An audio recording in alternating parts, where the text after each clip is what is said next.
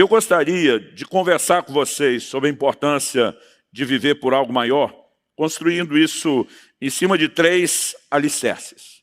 No primeiro, eu quero falar da importância da gente definir o que é mais importante. Quando falamos em termos de vida, e não apenas vida terrena, mas vida eterna.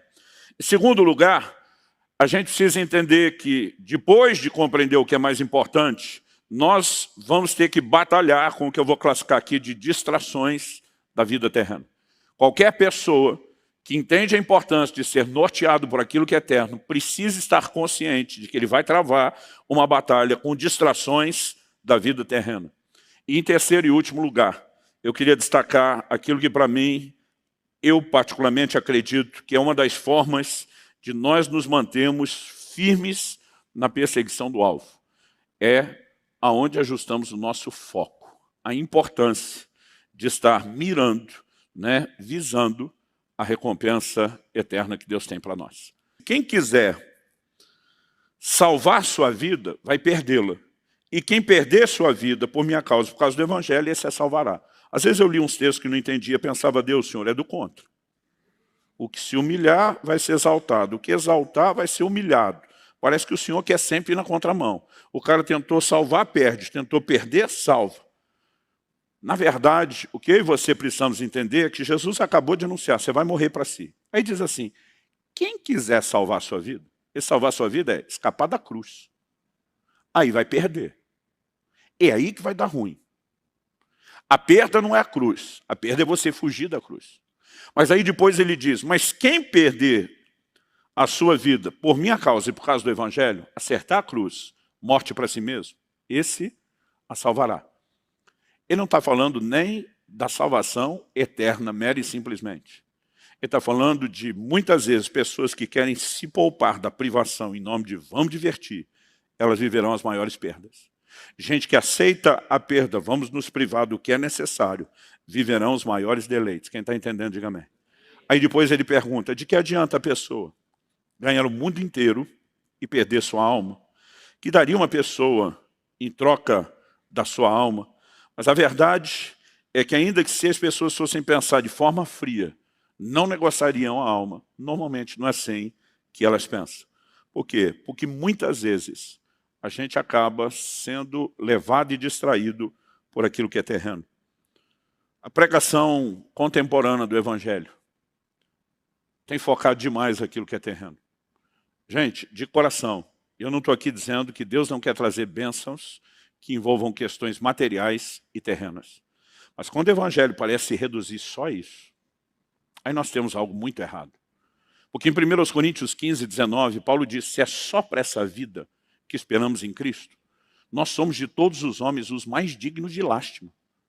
Então não estou aqui dizendo que ele não pode abençoar sua casa, construir família, como fez com as parteiras do Egito, que ele não pode te fazer prosperar e derramar inúmeras bênçãos materiais. Mas se o Evangelho for só isso, nós o empobrecemos demais. Ele é muito mais do que isso. E na verdade o grande foco não é naquilo que é terreno, é naquilo que é eterno. Alguns fizeram uma escolha, eu posso como Daniel crer e escapar da boca do leão. Eu posso, como os amigos de Daniel, crer e apagar a força do fogo. Eu posso, como outros, crer e ter o livramento do inimigo. Mas e se eu quiser não usar a fé para livramento? E se eu preferir sofrer? Pastor, por que alguém faria essa escolha estúpida? Estúpida se você pensar só no momento. A Bíblia diz que eles estavam de olho numa superior ressurreição. Então, nos rudimentos da doutrina de Cristo, a Bíblia fala da ressurreição dos mortos, depois do juízo eterno. O que se segue à morte no tempo do fim será a ressurreição. O que se segue aos dois é a recompensa e o juízo. Quando eu e você começamos a entender o que a Bíblia ensina sobre isso, em 1 Coríntios, no capítulo 15, por exemplo, o apóstolo Paulo, ele fala que há uma distinção, quando ele está falando do corpo ressuscitado, ele diz no verso 40, também há corpos celestiais e corpos terrestres. E sem dúvida, uma é a glória dos celestiais, outra dos terrestres. Uma é a glória do sol, outra a glória da lua, outra das estrelas. E diz até entre estrela e estrela, a diferença de glória. E diz no mesmo padrão de corpo, vai ter diferença de glória. Quando chegar a ressurreição, nem todos ressuscitam com o mesmo nível de glória. Entenda, absorva e assimile essa verdade. O céu não tem regime socialista. Ele é igualitário no sentido de salvação, do valor que cada um tem, não de retribuições. Nós colhemos aquilo que plantamos. Isso é determinado por Deus, esse é o padrão de justiça divina. Cada um será recompensado de acordo com aquilo que fez, com o nível da sua doação, com o nível da sua entrega. Esses camaradas estão diante da morte e diz, a gente pode crer e ser livre, mas a gente pode escolher não crer, mirando uma superior ressurreição. E Deus diz, pode. Ele diz, então nós escolhemos morrer. Por quê? Essas pessoas entendem que há algo muito maior do que essa vida terrena de curta duração. Quando Estevão está diante daquele momento onde vai ser apedrejado, ele não faz nenhuma oração por livramento. Ele apenas ora e diz, Senhor, não lhes impute esse pecado. Em outras palavras, ele está dizendo, eu vou aceitar esse apedrejamento, eu nem vou orar por livramento. Mas a Bíblia diz que cheio do Espírito Santo, seus olhos se abrem. E a Bíblia diz que ele vê Jesus em pé, à direita do trono de Deus. Eu não sei você, eu fico enlouquecido, quase surtado com esse texto. Porque em toda a Escritura a Bíblia fala de Jesus sentado à direita de Deus. Era um conceito cultural que eles entendiam. Quem tinha autoridade ficava sentado. Quem ficava em pé era o plebeu que estava na frente de quem tinha autoridade. Quando a Bíblia fala de Jesus em pé, para mim é uma das maiores honrarias que Estevão podia receber. Para mim ele está dizendo, um cara como você, que valoriza o que é eterno, que me honra até o fim, até o último suspiro. Eu me levanto do trono para receber com honra aqui no céu. E se existe algo que deveria nortear a minha e a sua vida, é essa disposição que nasce de um entendimento de viver por algo maior. Eu muitas vezes dizia, desde garoto, que eu descobri que algumas coisas, elas não são experimentadas por qualquer um. Ou são desfrutadas por milionários ou por missionários. Quando eu descobri que essa outra categoria também conseguia, ao longo do caminho, não juntar nada para si, mas muitas vezes desfrutar de coisas especiais, falei para Deus, estou no time de cá. Mas um dia ele falou para mim, e se você não tivesse essas coisas? Eu falei, no início eu não entrava. Agora que eu entendi a alegria que elas proporcionam, né? O investimento eterno que isso é. Falei, eu também fico do lado de cá.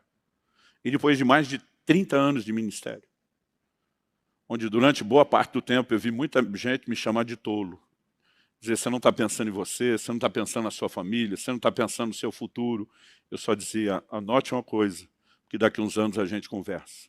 Deus não é injusto. E se o dia que eu terminar minha vida não tiver um centavo no bolso, não tiver onde nem cair morto, falei, o problema também não é meu, é de vocês que vão ter que me enterrar. Eu falei, o que importa é aquilo que nós vamos desfrutar por toda uma eternidade.